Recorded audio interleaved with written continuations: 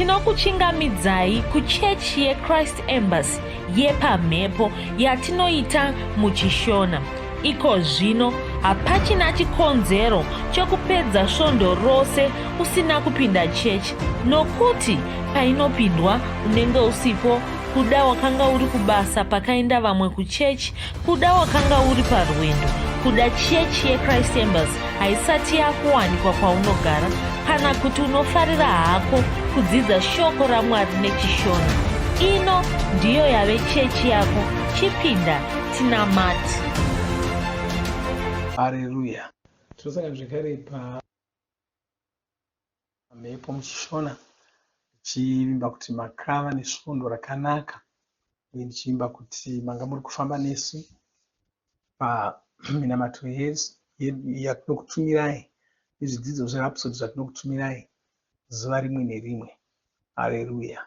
Ndovimba manga muri kufamba nesu uye hamusi kungoverenga chingomhanya-mhanya, asi kuti muri kutogara pasi muchidzidza izvozvo. Ndokutodzidza kwaunenge uchiita shoko raMwari ikoko. Ndokutowanda kunenge uchiita shoko raMwari paunenge uchiridzidza saizvozvo. Tinotenda mufudzi Kristu nokuda kuti pamukana iwoyo kuti tigone kusangana pamwe chete tichidzidza shoko raMwari, tichikurudzirana nokusimbisana pamweya. Ndoda kuvatenda zvikuru. Avatenda zvikuru zvekare nokuda kwebhuku reRhapsody. Bhuku reRhapsody ibhuku riri kubetsera vanhu vakawanda, riri kubetsera kushandura upenyu hwavanhu pasi pose. Vavatenda nokuda kwebhuku iroro. Uye ndisati ndaenda kure kure ndoda kuti ndikurangaridzei kuti kubva musi wechitatu kusvikira musi wesvondo tinenge tine musangano mukuru wokupemberera mabasa eRhapsody iwayaya. Musangano uchange uchidaidzwa kunzi Rapathon, uchange uchibuda pamhepo. Saka toda kuti munge makatiteya kuti tikubatsirei kupinda munamato iwoyo. Haleluya. Kana mune uchapupu hwamunahwo hwokubatsirwa kwamakaitwa nebhuku reRhapsody tizivisei, nokuti toda kunge tichitarisa pauchapupu hwose ihwohwo, tichirumbidza Mwari nokutenda Mwari pamusoro pebhuku reRhapsody. Regai ndipinde muchidzidzo chedu chanhasi chiri muRhapsody. Kwanzi iwe ndiwe chiedza chacho, nzwisisa izvozvo. Iwe ndiwe chiedza chacho, nzwisisa izvozvo. Johani 12:33. Kwanzi muchine chiedza, gamuchirai chiedza ichi, ndiko kuti mugova vana vechiedza. Jesu vabva pavari ndokunovanda. Haleluya.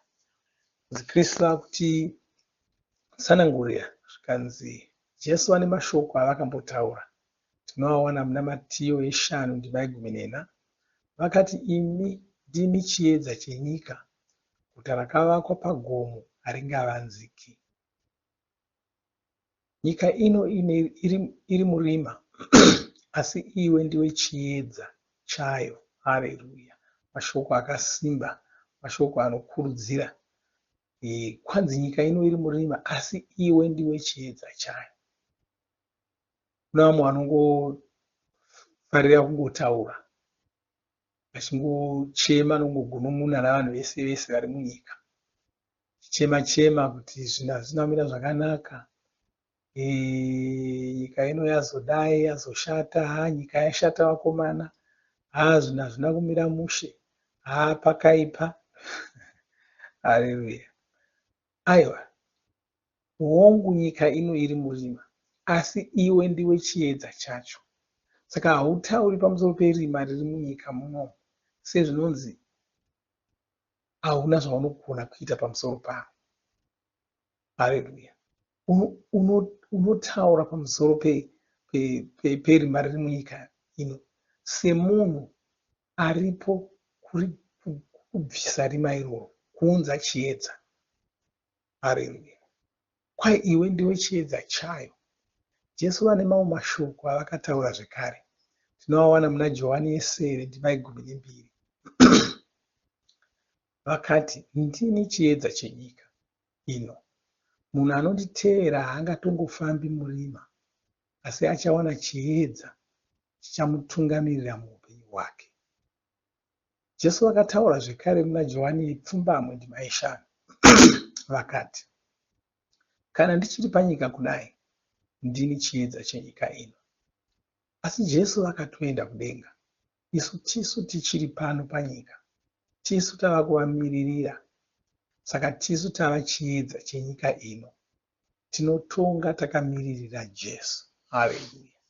Jesu pavakanga vari pano vakati, kana ndichiri pano panyika, ndini chiedza chenyika.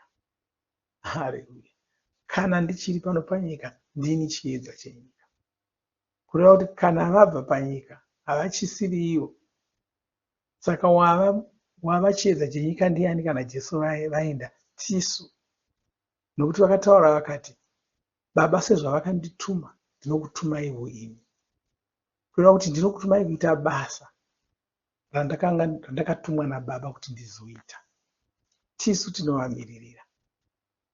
Tsamba yokutanga kuvaTesaronika chitsako 5 ndima 5 inoti, imi mose muri vana vechiedza, muri vana vemasikati, kwete veusiku kana verima. Isu tiri vana vechiedza, kureva kuti tiri chiedza. Kana uri mwana wechiedza uri chiedza. Kana uri mwana wenyoka uri nyoka. Kana uri mwana wemunhu uri munhu. Kana uri mwana wembwa uri mbwa. Kana uri mwana wemombe uri mombe. Kana uri mwana wechiedza uri chiedza. Haleluya. Saka kwanzi isu tiri vana vechiedza, kureva kuti tiri chiedza. Asi kudaiwo ungati Pfudzikrisi, zvazvizi zvekungofungira here izvi? Kwete. Pauro anotozvipupurirawo. Tinoverenga mashoko ake muna vaEfeso 5 ndima 7 inoti, nokuti kare maimbovarima, asi ko zvino mava chiedza, mava muna Ishe. Saka raramai sevana vechiedza. Kwai kare maimbovarima, asi ko zvino mava chiedza. Saka tiri chiedza, uri chiedza. Haleluya. Tatanga kutaridzwa naJesu naMatiyo 5 ndima 14. Kwanzi, imi ndimi chiedza chenyika. Haleluya. Ndimi chiedza chenyika. Iwo Jesu ndokuzozviti, kana ndichiri pano panyika, ndiri chiedza chenyika. Asi Jesu vakatoenda, vakasiya vati pabasa ravakanga vatumwa ivo. Saka tava chiedza chenyika. 1 vaTesaronika 5 ndima 5 yatitaurira ikati, tiri vana vechiedza, kureva kuti tiri chiedza. Nokuti mwana wechinhu, chinhu chacho. Mwana wemombe, mombe. Mwana wemunhu, munhu. Mwana wechiedza, chiedza. VaEfeso 5 ndima 7 yozotiwo, taimbovarima, asi ko zvino tava chiedza. Haleluya. Saka kwanzi isu taimbovarima, asi zvino tava chiedza, uye tiri muna Ishe. Izvi ndizvo zvinotaura ndima iyi. Mwari ngavakudzwe chose. Iwe ndiwe chiedza chenyika. Haleluya. Saka unogona kutaura uchiti, ini ndini chiedza chenyika. Wozviona sechiedza chenyika. Ini ndini chiedza chenyika. Iwe ndiwe chiedza chenyika. Utanga kurarama sechiedza chenyika. Utanga kutaura sechiedza chenyika. Hauchangotaridzi kuvhiringika savamwe vanhu vese vese. Hauchangogunun'uni savamwe vanhu vese vese. Hauchangoiti somunhu akapererwa savamwe vanhu vese vese. Wakutaura semunhu anoziva kuti ndiye aripo kugadzirisa zviri kuchemedza vamwe. Haleluya. Ndiye aripo kugadzirisa zviri kuchemedza vamwe. Mune dzimwe nguva unoona mudzinyika kana kukaita kadambudziko, vanhu vanofarira kutiza vachienda. Ngatiti kuda mari dziri kuita sokunetsa, kana kuti mabasa arikuita sekunetsa kana kudii, kana kuti zvinhu hazvisingofamba nenzira yavari kuda, utoona vakutotuta, vakutotiza, vakutoenda neimwe nyika. Haleluya. Wamhanya waenda kuya, aenda kudaro, anotozviona sekuti wakangwara chaizvo chaizvo, kureva kuti wauna rima, akangofunga zvokutotiza rima riya. Asi izvi handizvo zvatinotarisirwa kuita. Ndiwo unofanira kugadzirisa. Kristu vane zvaakambotidzidzisa pamusoro pemabasa chaiwo. Kwai kuna vamwe vanoti vakaona kubasa kwaari kushandira zvinhu zvaakushata, ototiza achienda. Kristu vanotidzidzisa vachiti iyoyo haisiyo nguva yekutiza uchienda. Wadii kushandisa simba riri mauri, wadii kunamata ukagadzirisa zvinhu. Ndiwe kachiedza, gadzirisa dambudziko racho, gadzirisa zvinhu zvacho zvinonetsa. Ndiwe chiedza. Haleluya.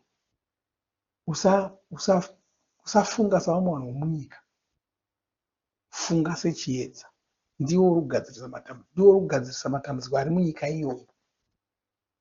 Kuda zvinhu hazvina kumira zvakanaka munyika iyoyo, garamo ugadzirise matambudziko arimo.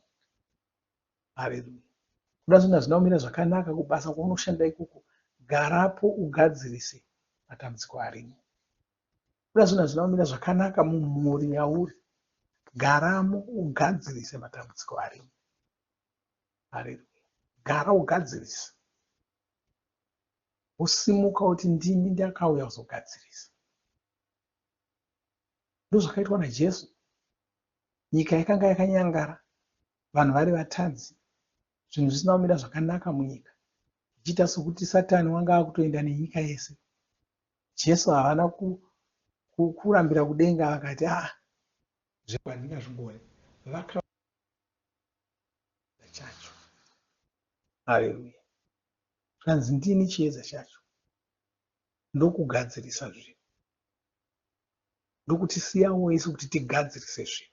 Saka hatitizi rima, hatitizi zvinhu kana zvisina kumira zvakanaka, tinozvigadzirisa. Haleluya. Tinozvigadzirisa. Saka ndozvatiri kudzidziswa. Haleluya. Kwai isu taimbova rima, asi zvino taachiedza uye tiri muna Ishe. Izvi ndizvo zvinotaura ndima iyi. Mwari ngavakudzwe chose. Iwe ndiwe chiedza chenyika. Ucharamba uri chiedza chayo kusvika wabva panyika pano. Izvi ndizvo zvaunofanira kugara uchitaura. Ndiwe chiedza mumhuri iyoyo, ndiwe chiedza pachikoro ichocho, ndiwe chiedza muguta iroro, ndiwe chiedza mudunhu iroro. Zvione sechiedza. Haleluya. Haleluya. Regai titemera matori pano moteedzera mashure mangu. Ti Baba vandinoda, ini ndiri chiedza chenyika ino, saka ndinokutendai, ndinovhenekera. Vanhu vanokuonai pandiri, vanoona nyasha dzenyu pandiri, vanoona runako rwenyu pandiri. Ndiri guta rakavakirwa pamusoro pegomo, saka hazvigoni kuti ndisaonekwa. Ndiri kuita kuti zita raIshe Jesu rizikanwe. Ndiri kuunza varume nevakadzi kururama. Amen. Kuti tingotora nguva yekungotenda Mwari, chinamata, chirumbidza Mwari, kuti taachiedza, taazviedza. Oh, haleluya. Malebo sikataria. Untrakrati straka brojenda. Lekrumandia salagara. Ekrosi adramisha gardvelo strami gabigaria. Lepro zadrakia bikoria listrami shalabanki soti agaste sheregendo. Mantro kapakasia degre meshonte. Zilia stroma kabirande gazilia kartmelo strami shalagande. Zekroshda bagrantia zekroshda balikratia zekroshda. Mikosia zekroshda balikrantia zekroshda. Makopia zekroshda baligracia zekroshda bilastria zekroshda. Macrasia zekroshda malikrantia zekroshda bilastria zekroshda malikrantia zekroshda. Haleluya. Haleluya. Banda kutendai. uye ndonyengeterera munhu wese wandaramata naye pazuva ranhasi. Ndotaura maropafadzo pamusoro poupenyu hwake muzita ramambo Jesu. Ndokutendai, ndoda kutendai nokuda kwemumwe nomumwe wavo, chitaura utaro hwakanaka mukati memuviri yavo. Ndodzingira kure mabasa aSatani kubva mumhuri dzavo, kubva mumabasa avo, kubva mumiviri yavo nezita raJesu. Satani haugoni kuvabira. Muzita raJesu ndinomisa mabasa ako ese. Ndinokurambidza kushanda mukati meupenyu hwavo, mukati memiviri yavo, mukati memhuri dzavo nezita raJesu. Chirayira zvirwere zvose kuti zvibve mumiviri yavo nezita raJesu. Chirayira kuporeswa kwemiviri yavo nezita ramambo Jesu. Baba, ndinokutendai. Ndinorayira rugare mumhuri dzavo muzita raJesu. Ndinodzimura mapopoto ese, ndinodzimura kusawirirana kwose, ndichitaura rugare nokudanana mhuri idzodzo nezita ramambo Jesu. Ndokutendai nokurumbidzai. Haleluya, amen, haleluya. Hatisati tapedza, ndoda kuti timbowana nguva yekurumbidza Mwari, tichiimbira Mwari kana wanga usina kuzvarwa patsva, toda kuzonamata newe zvekare, tichikubatsira kuti uzvarwe kechipiri. Mwari ngakuropafadzei. Tusangane zvekare zvimbo rinouya, asi zvikuru sei tisangane muchirongwa cheRapathon chatataura nezvacho. Mufanira kunge muri chikamu chechirongwa ichocho. Mwari vakuropafadzei. Amen.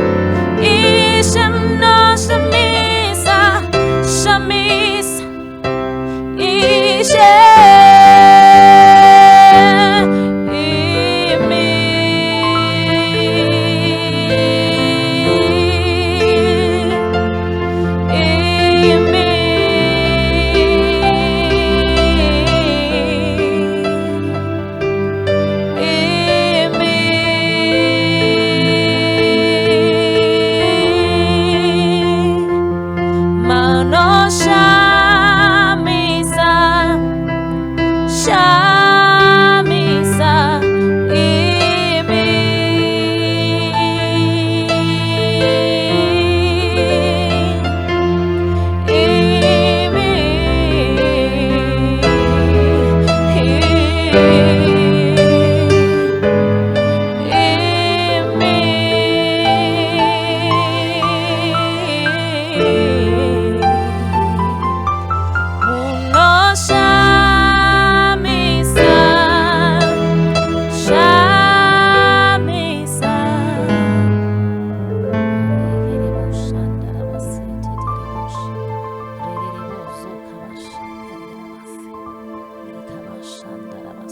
Tinovimba makomborerwa nemunamato wesvondo rino. Kana manga musati mazvarwa patsva, namatai mumashure mangu, muchidudza, muchirevesa.